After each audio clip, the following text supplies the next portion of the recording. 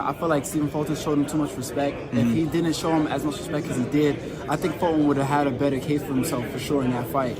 I think I have more power than Fulton. And just my style is different. Like, yeah, we do certain things. Like, I do certain things that's similar to Fulton, but I also have a lot that's in my arsenal that y'all have not seen, which y'all are going to see in this fight December 9th against Jason Sanchez. Okay. What do you think? James Turner for the untouchable True School Sports. Let's go, baby. Bow! Be careful what you wish for because it can become a reality. Yeah. The untouchable True School Sports Empire proudly presents something the boxing games are missing. Hey, what's going on? It's your boy BT, and I came here to talk some boxing with the thousands of True School Sports subscribers. All right, so you guys know that we love to talk about the featherweight division here on True School Sports, and we're gonna keep the ball rolling with the featherweights, man, because it's just the weight class that keeps delivering action, delivering, great, memorable moments. Fighters from all different types of countries, to all different types of styles, and it's just a lot of fun to talk about this weight class. So, one of the key figures in this weight class, one of the top contenders, he resides right here in Las Vegas by way of Brooklyn, New York, and he is a friend of the channel, a friend of the program. Bruce "Shoo" Carrington, a really interesting fighter. 14-0. He's knocking on the door of a world title shot.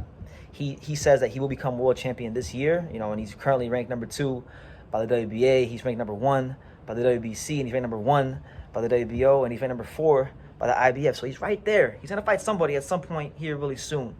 And they just announced his next fight, and I'm really intrigued about this fight. I'm intrigued to see what he's about to do in this fight, because he is going to be fighting none other than Enrique Vivas. And Enrique Vivas, he's a high volume Mexican fighter. This is a fighter that is known for his output. He's known for his work rate. He's known for bringing the fight to his opponents. Now, Vivas is not a big puncher, so he beats fighters off of stamina. He beats fighters off conditioning. He beats fighters by putting the numbers together and upping the punch output.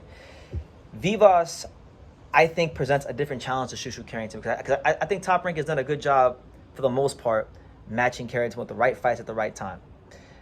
Sometimes it's been fighters like Bernardo Torres, who are not naturally featherweights, that they moved up in weight, and they were opponents designed to make Shoo look really good. And he did his part. He went in the ring, and Top Rank did their job, and he did his job, and that's why Shoo started to get a lot of hype, right? Then he fought Suleiman Sagawa. I'm not gonna lie, I can't be biased. I thought Shoo did not win that fight, and I thought Shoo left a lot to be desired in that fight. And this is his second fight since the Sagawa fight, so I feel like Vivas is a style. I mean, I'm not going to say he hasn't fought a high-volume Mexican fighter, but he hasn't fought a high-volume Mexican fighter at this level in the featherweight division, right? So, should he beat Vivas? I think he should, because Vivas, if a guy that throws a lot of punches, he should be able to counter and shoot in between the shots. And Vivas is going to give him plenty of chances to shoot in between the shots. So, the interesting thing is, like, if Shoo can't knock this guy out, if he hits him with his biggest shot, and Vivas doesn't go anywhere, does Shoo have another way he can win? That's the intrigue of this fight for me.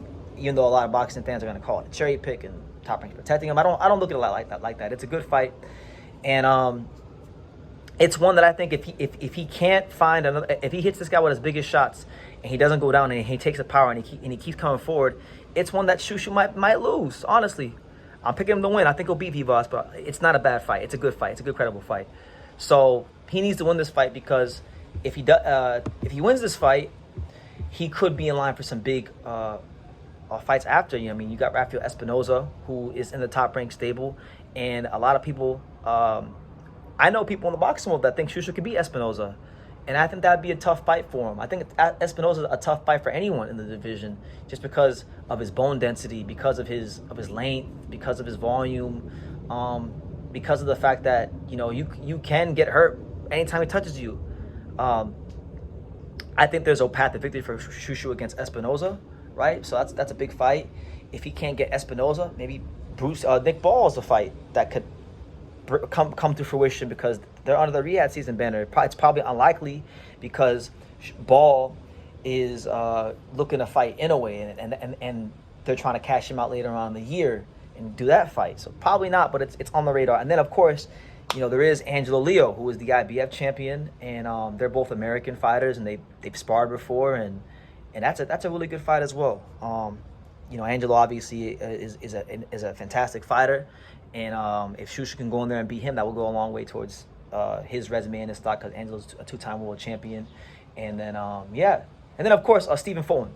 You know, Stephen Fulton, I think, is the fight that he wants. Stephen Fulton is a marked man in this weight class, because you got, like, when you talk about Stephen Fulton, you got Elijah Pierce, who just moved up to featherweight, calling him out already, right? They have history from social media and their little run-in in Vegas. So he wants to fight Stephen Fulton. You got Angelo Leo, who want to fight Stephen Fulton just because they fought already, and he wants to get that back in blood, and he's become 2-time champion, but he wants an inner-weight fight, and the best way to get an inner-weight fight is to beat Stephen Fulton. And now you got Shushu Carrington, who also has been wanting to fight inner-weight, and he's been saying a lot of things in the media about fighting Stephen Fulton, and he feels like he can beat Stephen Fulton, and he's been very adamant that he's a more versatile and more skillful fighter than Stephen Fulton, which, to be honest with you, like, look, I'm a fan of both guys. I like both guys. I don't know if I agree with that. I honestly don't know if I agree with that. I feel like Shushu is he's a very good mid-range fighter. You know, I think if Shushu gets you in that mid-range and he's able to fully extend on his punches and even punch in between the shots, you could be toast, because he is punching like that at the mid-range. I feel like Shushu, his outside boxing could use some work. I definitely feel like he needs to mature and get better at dealing with fighters who move and box, you know, because when he fought Sagawa, I saw him struggle with that as well. And I just feel like Stephen Fulton with his experience is the more versatile fighter. Now, to be fair to Shushu in that fight, right, people are going to have an inflated view of Fulton now because he beat Figueroa, when a lot of people didn't expect that. Now, I picked Fulton to beat Figueroa. I'm one of the few in boxing media that got on record and picked him, right? So I can say what I want about Stephen Fulton, because I actually picked him when nobody picked him, and I was right about it.